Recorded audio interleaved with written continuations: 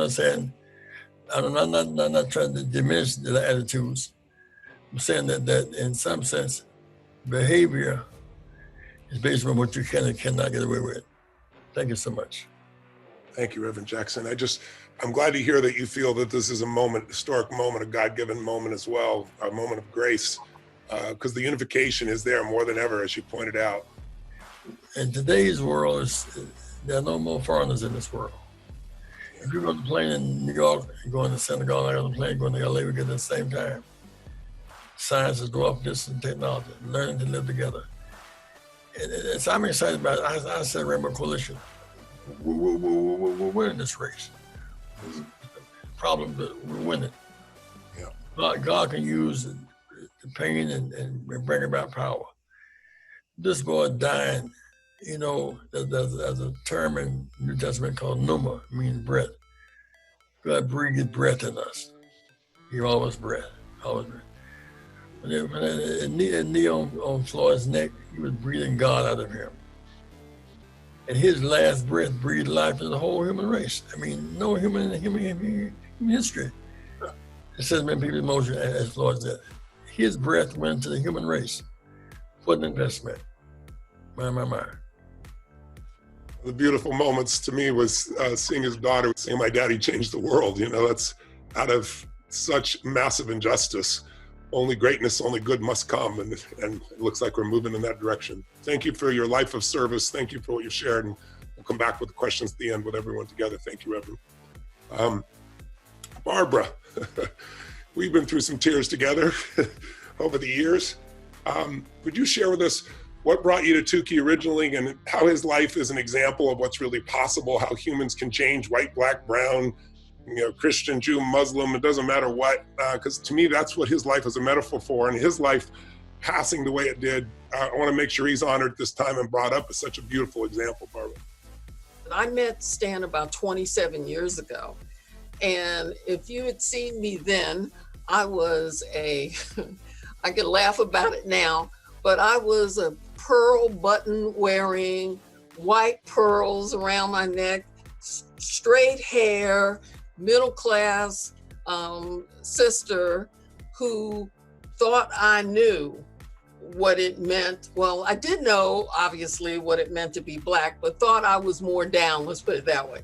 Thought I was way more down than in fact I was. So I go into the prison because I'm at this point, I'm sort of changing careers from being an economist and a public policy analyst in Washington, D.C., to becoming a writer. I get a writing assignment from Essence magazine to do something on Black youth gangs.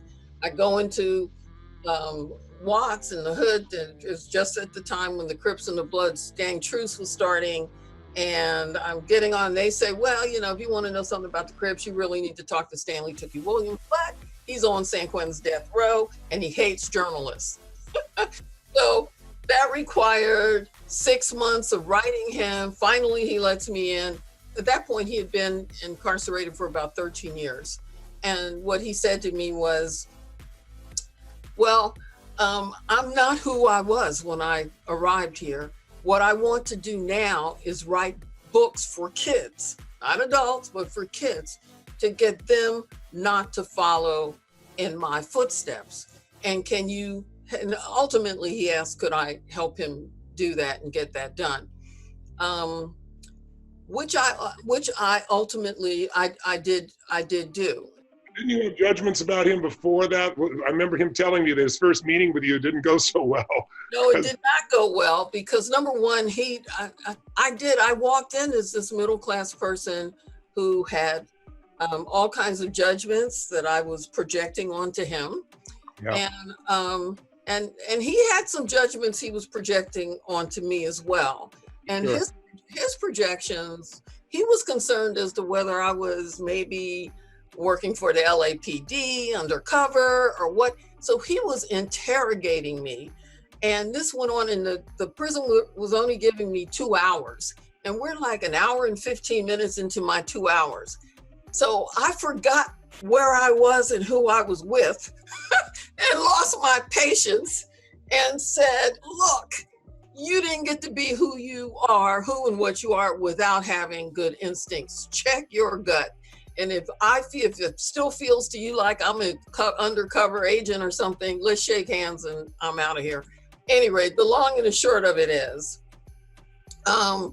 everything was quiet in the room, and there were guards there with guns, and nobody breathed. No, there was no breathing for maybe about 20 seconds, which was a long 20 seconds. And he finally threw his head back and laughed. And he said, "Come on, go ahead. What are your questions?" And then, 13 and a half years later, I mean, my whole experience with working with him and working with the folks that I met, the gang truce leaders, the Crips and the Bloods, it completely changed my life. I was a woman with him for 13 years, coming in out of prison, helping get those books out, trying to help him in every way, including help stay the execution. But we had some new information that was from his former cellmate, and we were trying to get the governor to consider that in those last moments. Yeah. And the governor actually called me and said, "I can't tell you what I'm going to do, but I remember he said, all I can tell you," he told me and my friend, we had a home in Sun Valley where he was, "You're going to want me to come to your jacuzzi and eat your ice cream. It's all going to be great." So we were stunned when we heard, obviously, because we thought it was going to be okay. But I remember I went on to the last ditch effort on Larry King, and you were there, and you said, "I want to go to the execution." And Tukey told me directly, he said, "I don't want her being there." And you said, "You're not going to let only hate be there in that room when he goes to pass." And you were the one face for him. So yeah. From that, share with him how it happened. And by the way, the guards loved him at the end. He was such a man of peace. They all had tears as he was going in.